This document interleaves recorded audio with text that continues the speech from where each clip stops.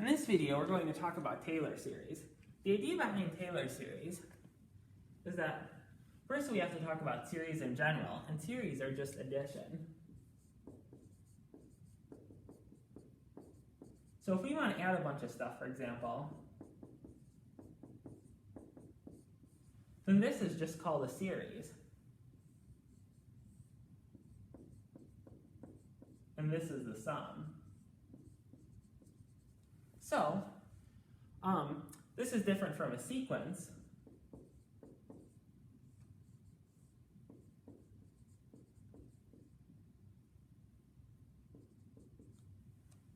Which is just basically a list of numbers, and it's actually a function of natural numbers, just 1, 2, 3, your first number, your second number, your third number. This is basically a function, f of 1, f of 2, f of 3, whereas this just has plus signs in between. Lots of times, there's a certain pattern when we add things together. For example,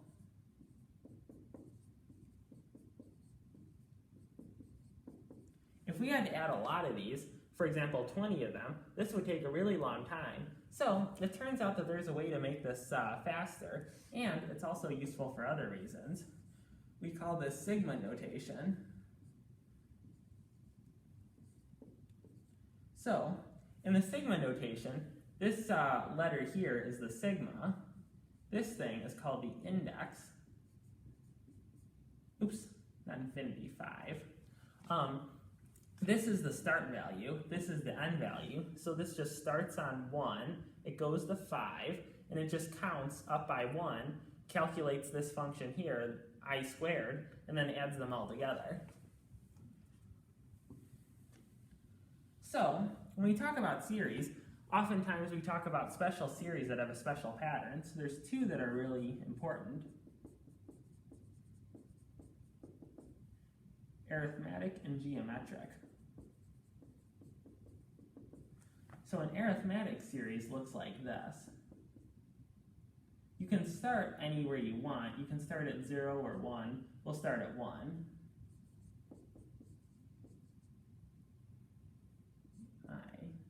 A geometric series looks like this.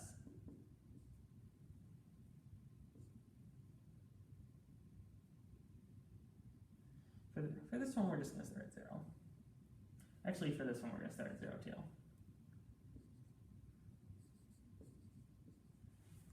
So, an example, if we have a equals 1, b equals 2, n equals 4, then this would be 1.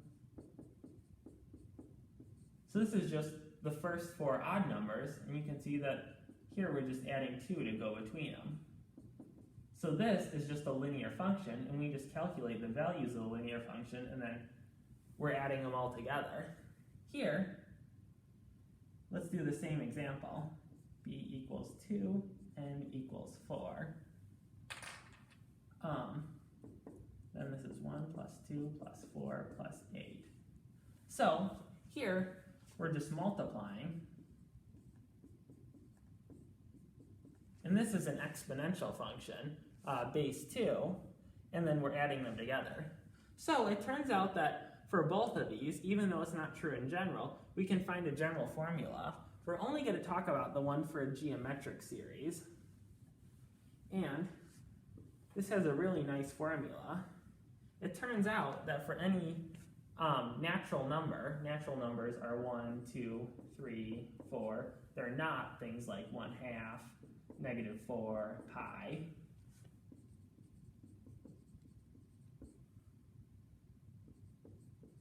These are all real. Natural numbers are real, but real numbers aren't always natural.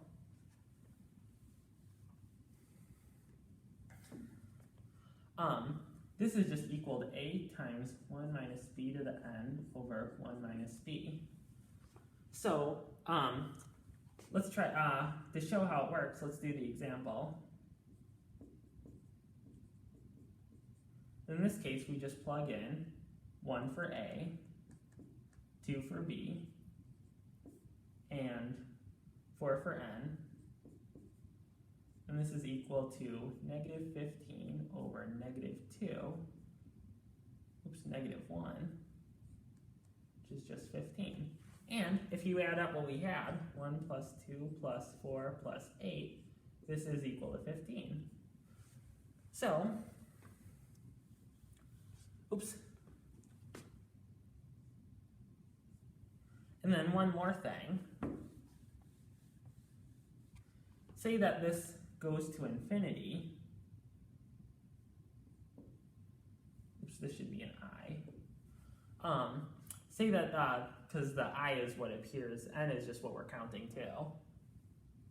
Say that n becomes really large or is infinity, then we call this an infinite series. Now let's say that b is less than or equal to 0, or greater than or equal to 0 and less than 1, then this 1 minus b to the, if n is really large, like infinity, then this pretty much just becomes 0. And this is just a over 1 minus b. So let's talk about infinite series.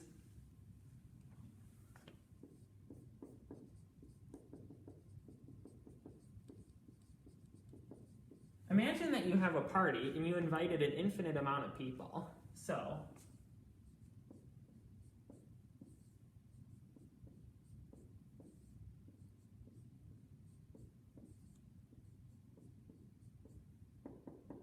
and then imagine that you only bought one pie and you want to give everyone a piece of pie. And it seems like this is impossible because there's an infinite amount of them. But it turns out one of the cool things about mathematics is that you can distribute a finite amount into an infinite amount of things, and it's possible. Or you can add up an infinite amount of things and get a finite amount. So here's how you do it. Cut the pie in half. Give half to the first person. Cut the pie that in half. Give a quarter to the second person. Cut that in half. Give an eighth to the third person. Cut that in half. Give a 16th to the fourth person, and so on. And if you add up this series,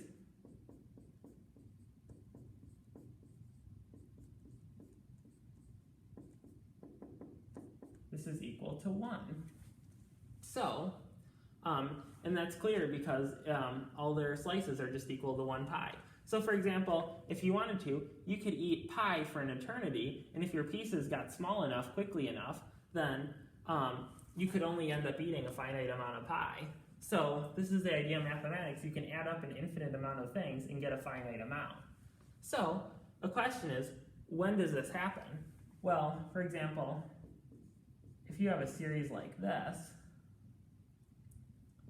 this is clearly equal to infinity. This isn't equal to a finite thing. So if the terms get bigger, then this definitely is infinity. If we just add up the same thing, for example,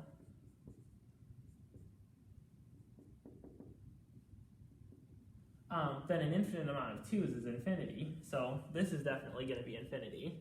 So one question is, when will this, could this equal a positive number?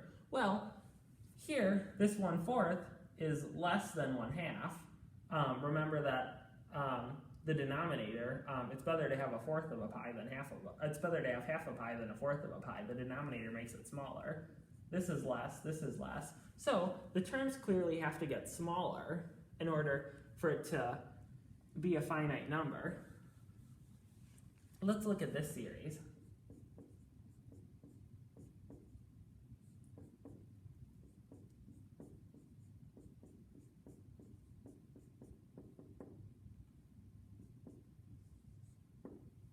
This is called the harmonic series.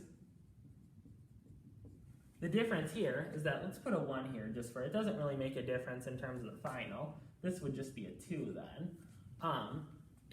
The difference is that this is all the powers of 2 in the denominators, and this is just all the natural numbers. 1 over 1, 1 over 2, 1 over 3, 1 over 4. So, if you look, you can see that this is just a geometric with a b equals 1/2. So, the question is, would this converge? And all the terms do go to 0 like we needed to. So we'd ask, does this equal a finite number like 5 or 7? And it turns out that if you add this all up, it's equal to infinity. So every time you add, it's going to get bigger and bigger. And this series is never going to get bigger than 2, but this series will get bigger than 2, it'll get bigger than 100, it'll get bigger than 1,000,000. It'll get as big as you want. So the question we'd ask is, what's different about these two series? As you can see, there's a fundamental difference. This one is equal to something, a finite number like 2. This becomes equal to infinity. You say that a series like this converges, and a series like this diverges. All our other series, like 1 plus 2 plus 4, these diverge. And it actually turns out that a series diverges if it doesn't equal a finite number. So for example, it doesn't have to equal infinity.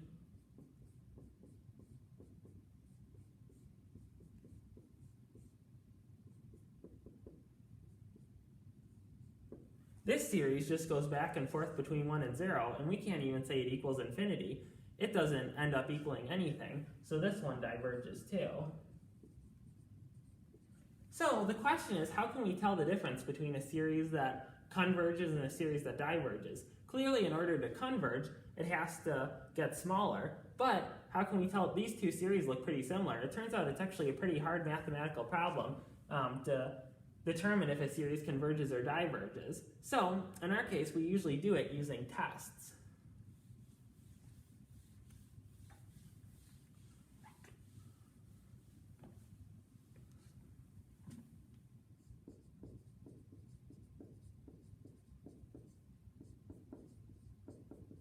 So, our first test that we already talked about, we write an infinite series like this.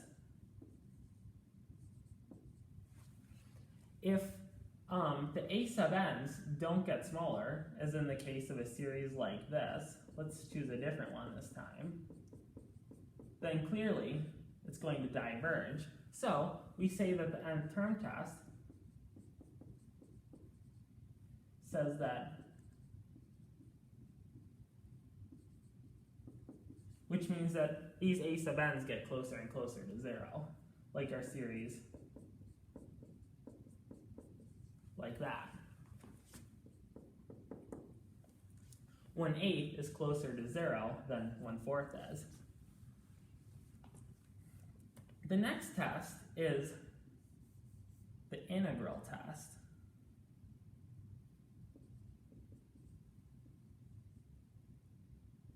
This is a very useful test. It says that this series converges if this integral converges.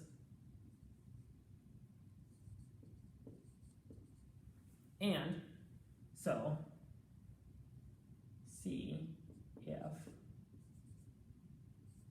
and it diverges if, oops,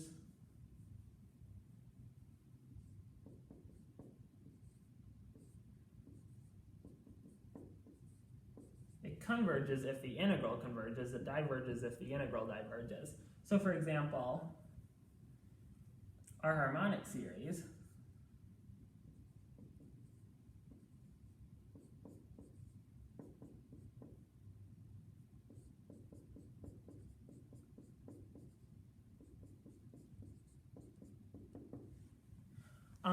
if we take the integral from 0 to infinity of 1 over n dn, this is equal to the natural log of infinity, or at least the limit is this upper bound approaches infinity minus the natural log of 0. Oops. Our harmonic series starts at 1, so in general this could start at any value. Let's just call it v. It really doesn't make a difference what this lower term is. It only makes a difference what it does at infinity. Minus natural log of 1, which is equal to infinity. Therefore, the harmonic series diverges.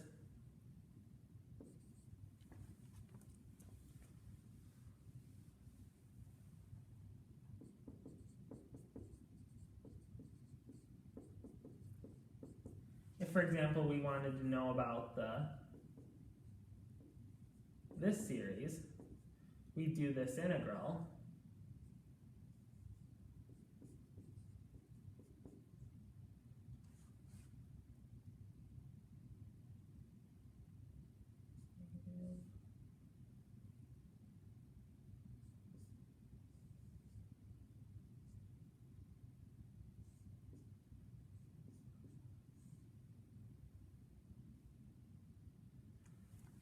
So in this 1 over infinity, I'm using sort of sloppy notation. This just means we're taking the limit as the upper bound goes to infinity.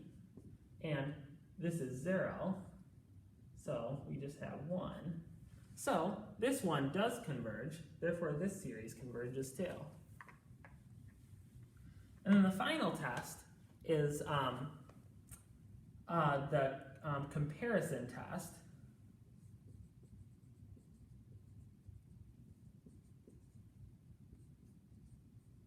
There's more tests. These are just 3 of the easiest ones. So for example, we're not going to write it out. We're just going to do an example. If every term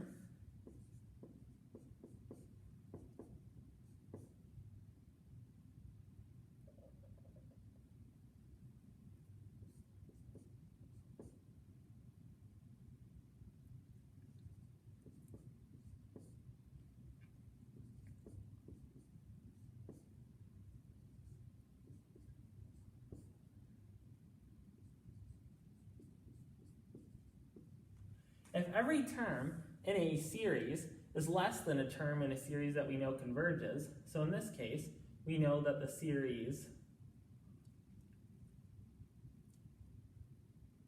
should be 1/2. We know that the series 1 plus 1 over 2 plus over 4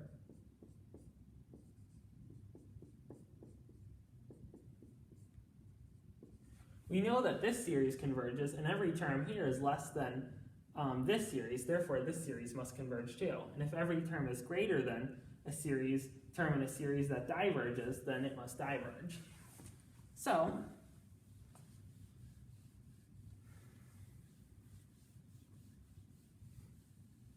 this is the idea of convergence test. Let's talk about Taylor series.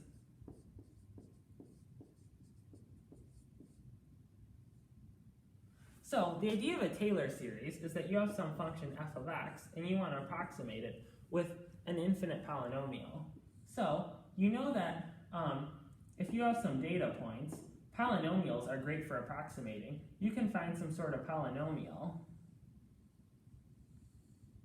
that will go through all these data points, and except that it goes off to negative infinity and infinity on the sides. So you might ask, if you had, for example, an exponential or a trig function, could you match up a polynomial that would go with either of these functions? And it turns out that you can, using a Taylor series. If your polynomial is infinite, you can make it exactly equal to these. So the formula is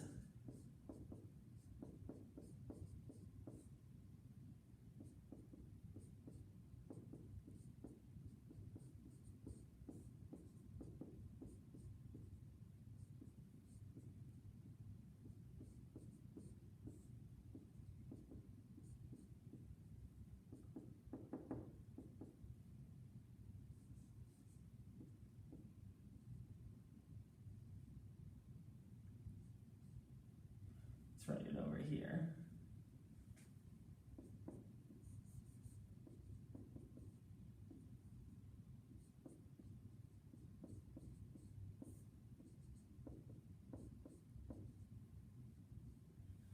So this is the general formula for a Taylor series. Remember that this is the nth derivative at 0, and n factorial is just n times n minus 1 times n minus 2 all the way.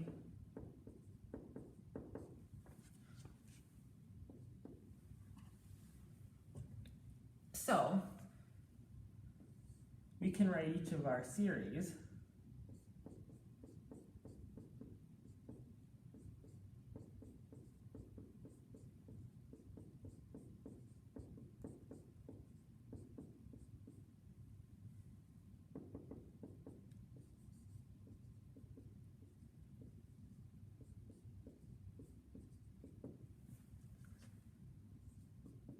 sine of x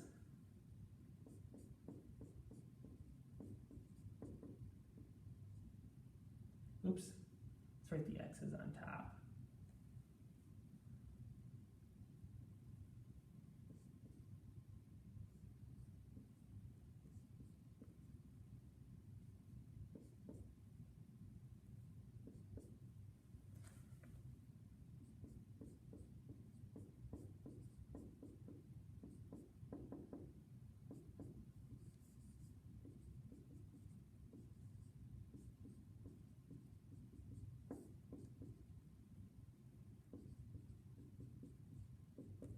Here, you can see the 2n plus 1 and the 2n plus 1 factorial. Just make sure we get all the even coefficients, and then our odd coefficients.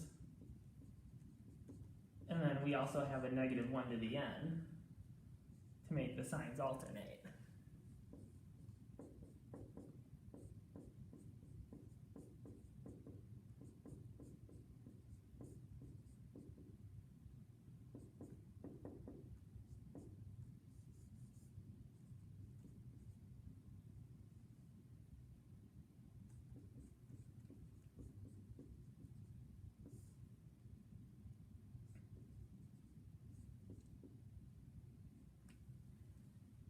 Natural log of x is probably the hardest to remember.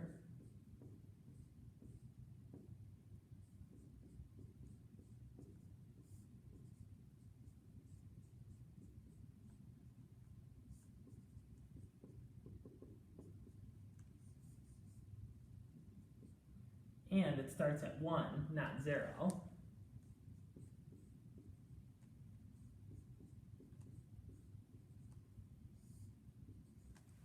And for the final one, let's look at what this series is equal to.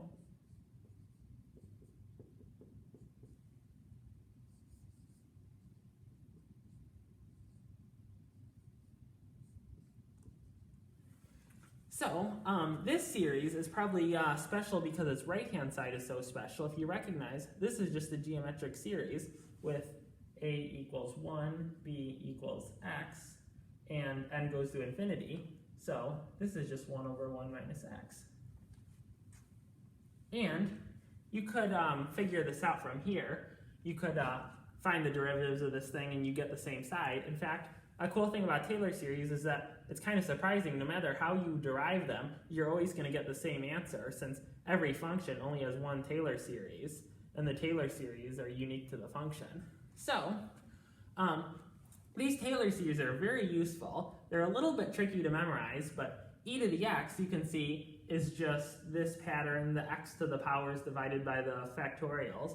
Sine of x is just like e to the x, but only odd terms. Cosine is just only even terms, and you have to remember that the signs alternate for sine and cosine.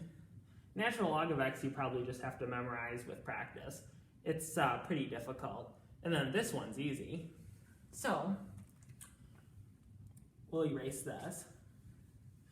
Taylor series are really useful. Probably the most useful thing about Taylor series is that they actually allow us to define, especially these three functions. Oops, three functions.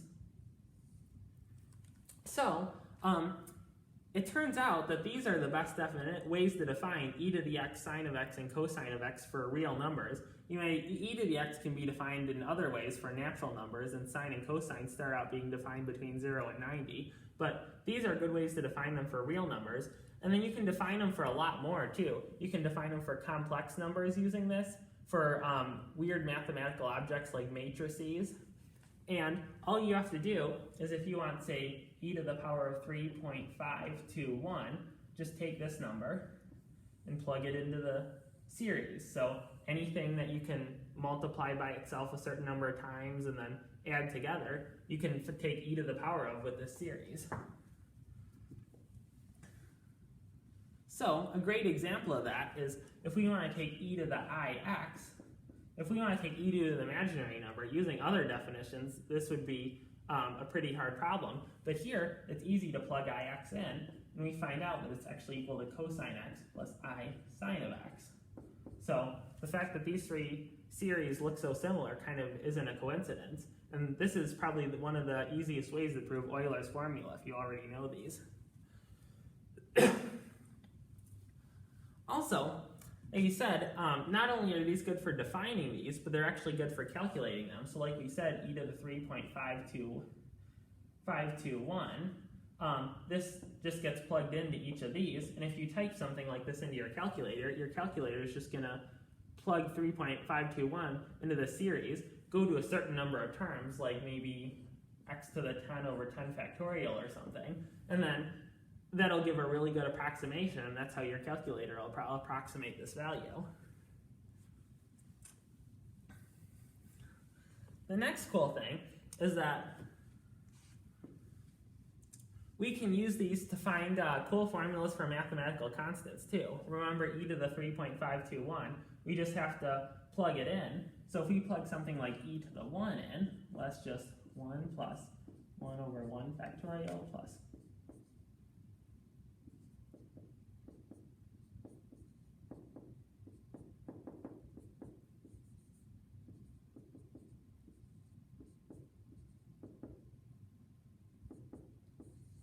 So this is a formula for e, just by because e to the 1 is just e. So it turns out this is probably the best way to calculate e, and this converges very quickly. So just after a few values, you get a very good approximation for e. Another one is natural log of 2. If you plug 2 in, all these x minus 1s become 2 minus 1s, and this is just going to be 1 over all these things. So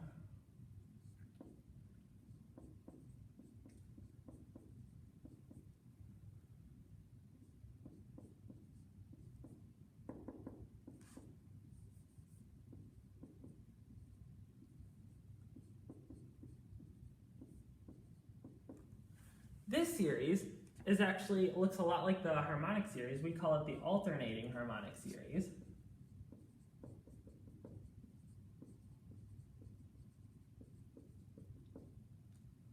And it turns out it's equal to natural log of 2, which is a really cool fact of mathematics that we probably wouldn't have found out unless we had actually done this Taylor series. So there's a lot more like this. We can actually calculate pi this way too, but we need inverse tangent for that, which I didn't write down.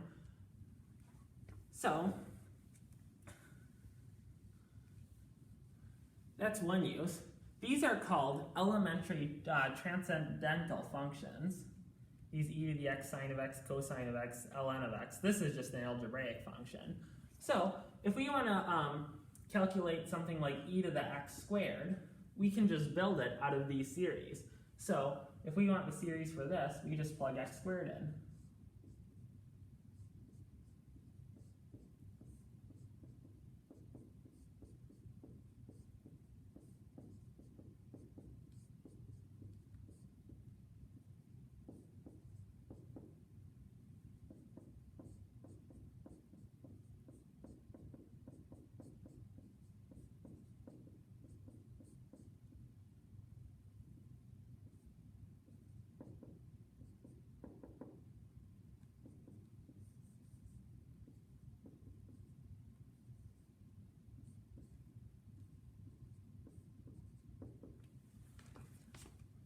So that's pretty cool.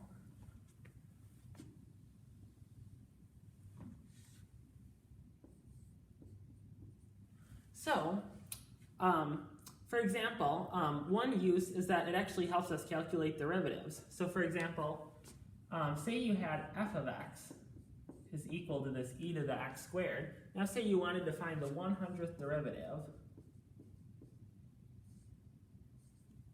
at 0. Well, One way you could do it would be to take 100 derivatives of this thing and then to plug 0 in, but that would take a really long time. So it turns out that there's a nicer way to do this. Remember that our Taylor series said that,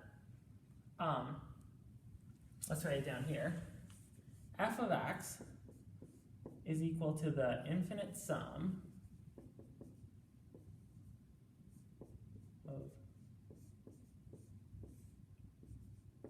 So it turns out we use this to find Taylor series, but we could go the other way too. So if we want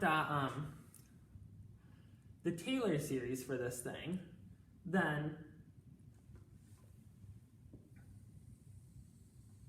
we have the expansion. So we write this Cn x to the n. This is the coefficient at n is equal to the nth derivative at 0 divided by n factorial. Well, if you look, this coefficient is going to be 1/2 of this power. So if we want, say, the coefficient of x to the 100, then we have C100 is equal to x to the 100,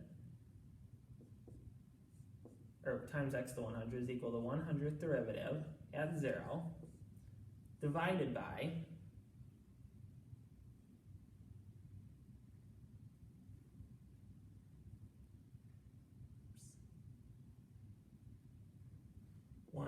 factorial. What is the 100th coefficient? Well, it's going to be the factorial of half of that power. So therefore, 50 factorial times x to the 100, oops, this is times x to the 100,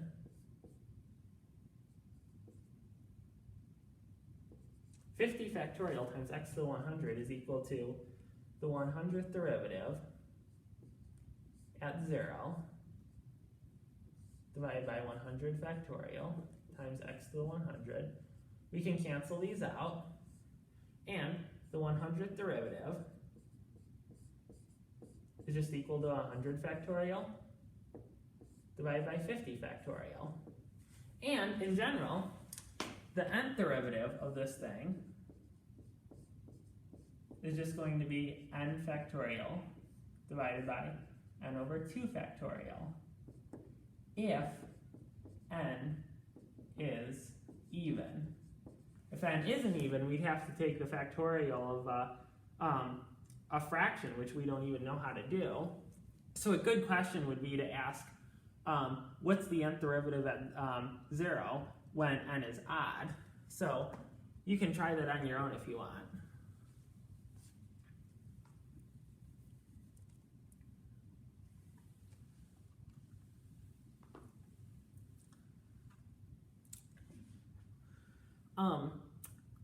So another use is that we can use these Taylor series a lot of times where we wouldn't be able to calculate something any other way. So for example, say we have a function similar to the one we just talked about. We wanted to know the integral of e to the negative x squared. Well, e to the negative x squared turns out to be a function that we can't integrate. We can't, we can get a value, say if we wanted to integrate this between 3 and 5, but we're never going to say that this is equal to some function in terms of e to the x, sine of x, natural log of x. But we can do this in terms of an infinite Taylor series. So, first of all, a good way to do this is to expand it using summation notation. So, we write the integral of the sum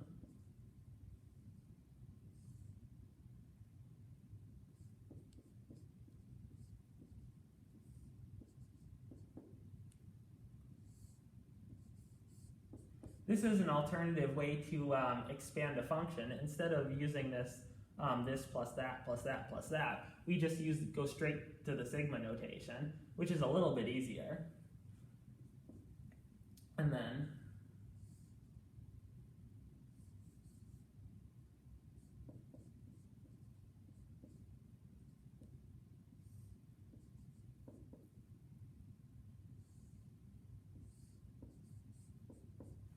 And then if you're integrating a sum, if you think about this, if you were going to integrate every single one of these things, the integral is linear, so you would just integrate the individual ones.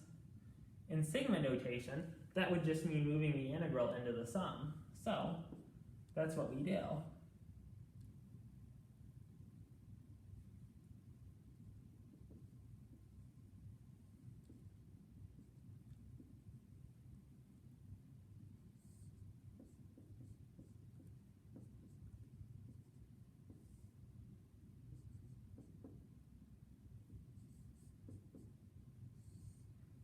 Let's see, I've run out of room.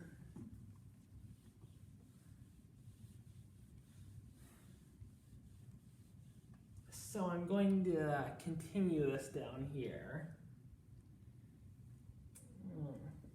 Let's put all our Taylor functions in a little box.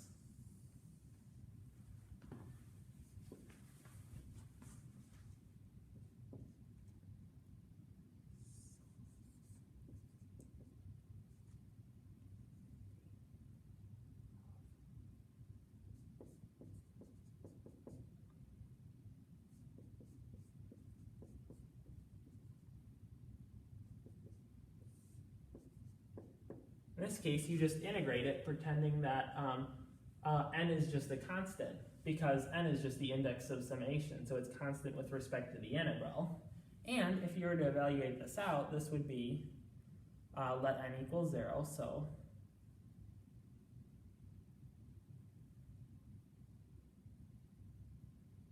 x minus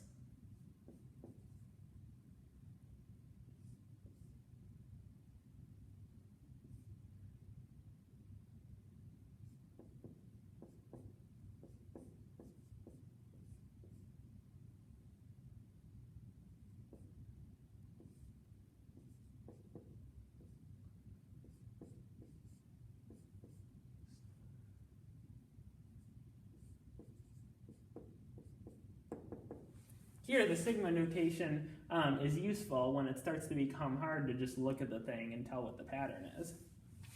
So these are some of the big uses for Taylor series, and these are all useful to memorize, but you can use tricks to memorize these. This ones are a little harder. There are a couple other Taylor series, but mostly Taylor series are useful for helping us whenever, in times like this, when other methods don't.